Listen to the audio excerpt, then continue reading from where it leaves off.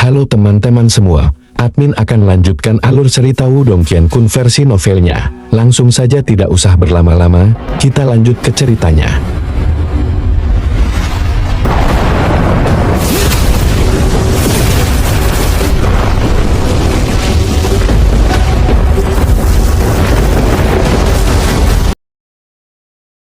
Menjadi faksi terkuat di Kekaisaran yang besar, keluarga Kekaisaran biasanya tidak akan menampilkan terlalu banyak kemampuan kuat mereka. Pada saat yang sama, tidak ada yang berani meremehkan mereka dalam setiap pertempuran benih.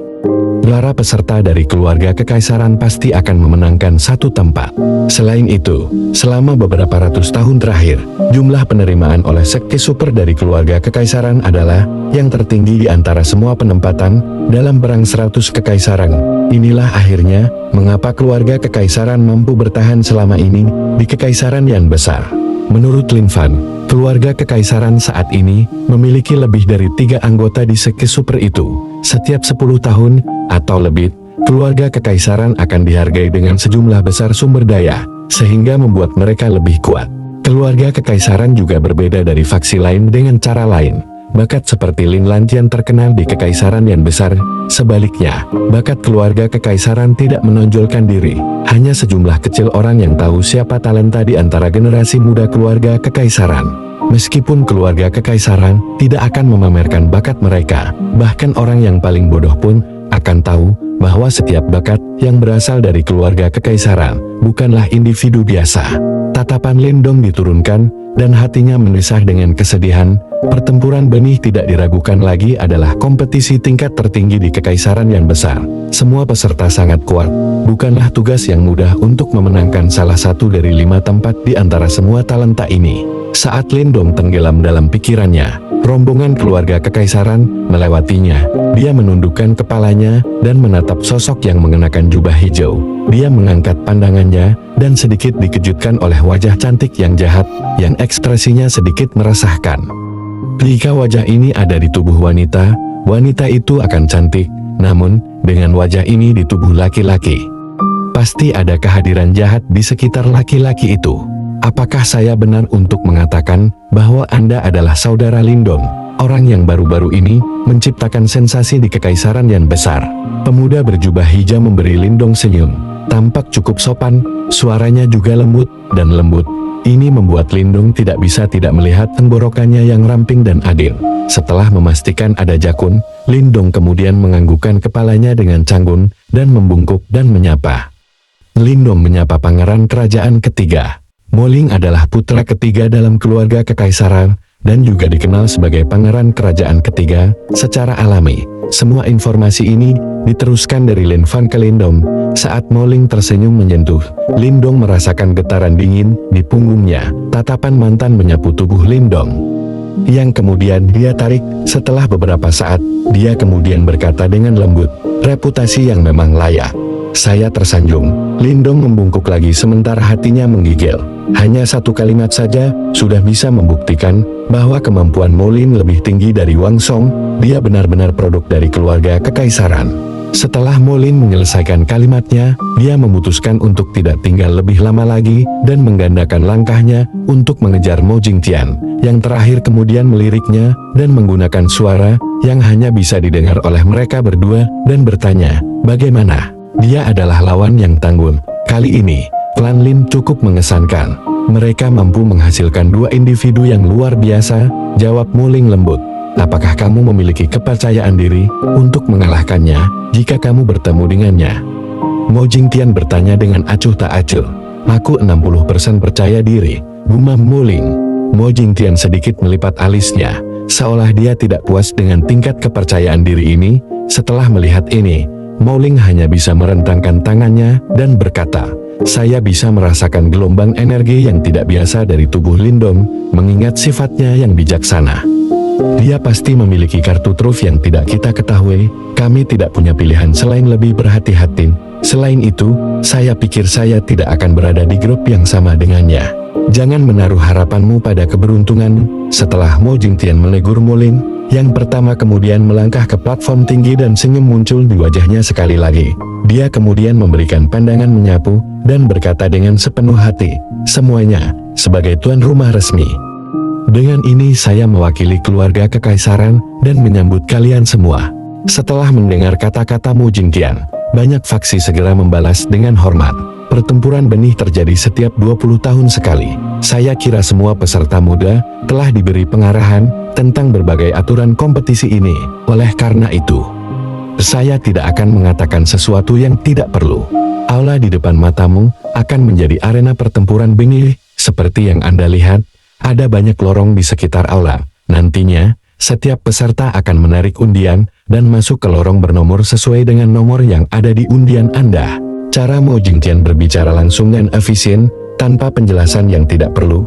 Ketika dia selesai berbicara, dia mengangkat telapak tangannya dan sikat bambu yang diselimuti cahaya redup muncul di tangannya. Peserta untuk pertempuran benih, masing-masing dari kalian menggambar banyak. Saat Mo Jingtian selesai meneriakkan kata-kata ini, banyak bambu di tangannya terangkat ke langit dengan cahaya redup yang menyelimuti mereka. Cukup astaga. Saat lot bambu terbang ke angkasa, suara memekakkan telinga menggema di seluruh area holding ketika para peserta terbang untuk mengambil lot bambu.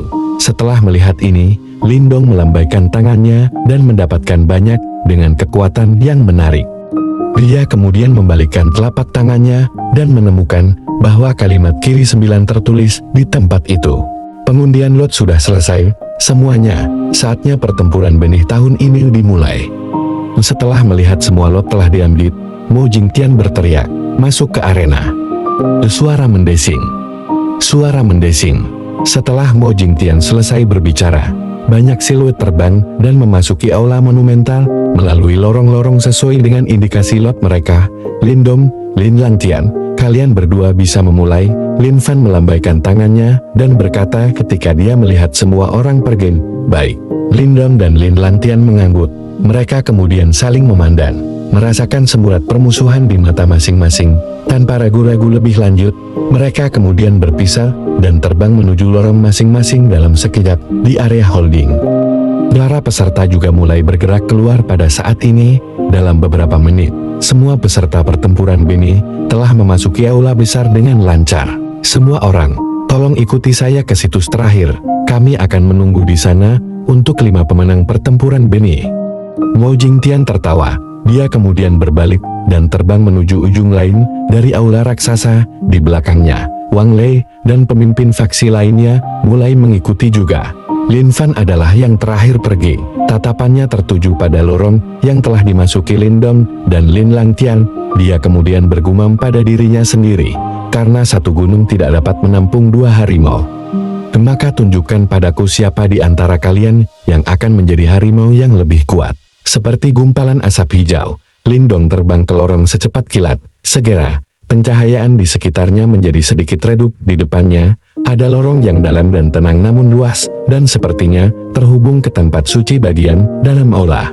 Sehubungan dengan berbagai macam aturan pertempuran benih, Lindong telah lama memahaminya dengan jelas. Menurut dugaannya, setidaknya harus ada puluhan peserta untuk Battle of Set. Orang-orang ini adalah talenta terbaik dari generasi muda Great Yan Empire.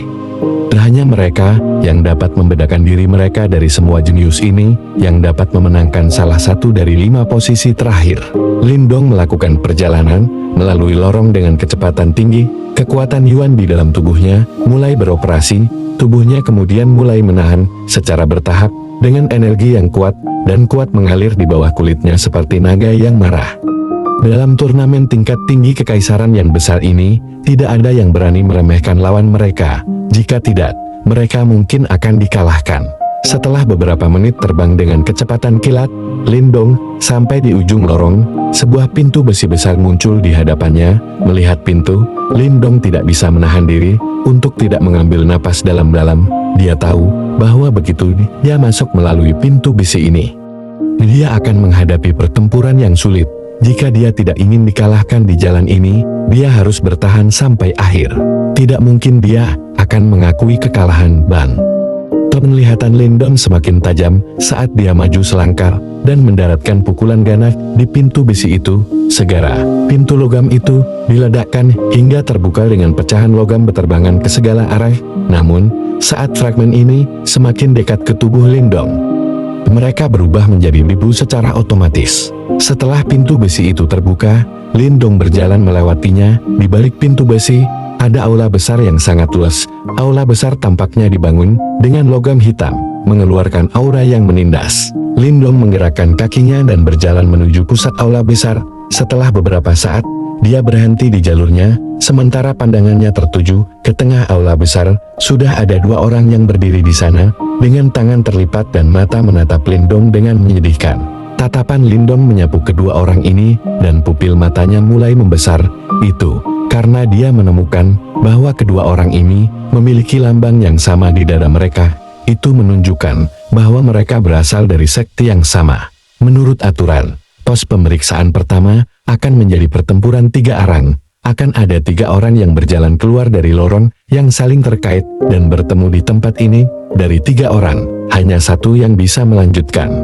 Biasanya, ketiga orang ini berasal dari sekte yang berbeda, karena ini adalah pertempuran campuran. Namun, ada sedikit kemungkinan bahwa orang-orang dari sekte yang sama akan bertemu di sini. Jika ini terjadi, itu akan menimbulkan masalah bagi orang ketiga. Itu karena 2 orang dari sekte yang sama pertama-tama akan mengalahkan orang terakhir, sebelum membuat keputusan untuk melihat siapa di antara mereka yang akan melanjutkan kompetisi. Dan sekarang, Lindong sangat disayangkan menghadapi situasi seperti itu. Dia harus melawan 2 orang sekaligus di babak pertama. Oleh karena itu, ini menjelaskan mengapa kedua orang itu memandang Lindong dengan menyedihkan ketika yang terakhir masuk. Melawan 2 orang sekaligus berarti Lindong kemungkinan besar akan tersingkir.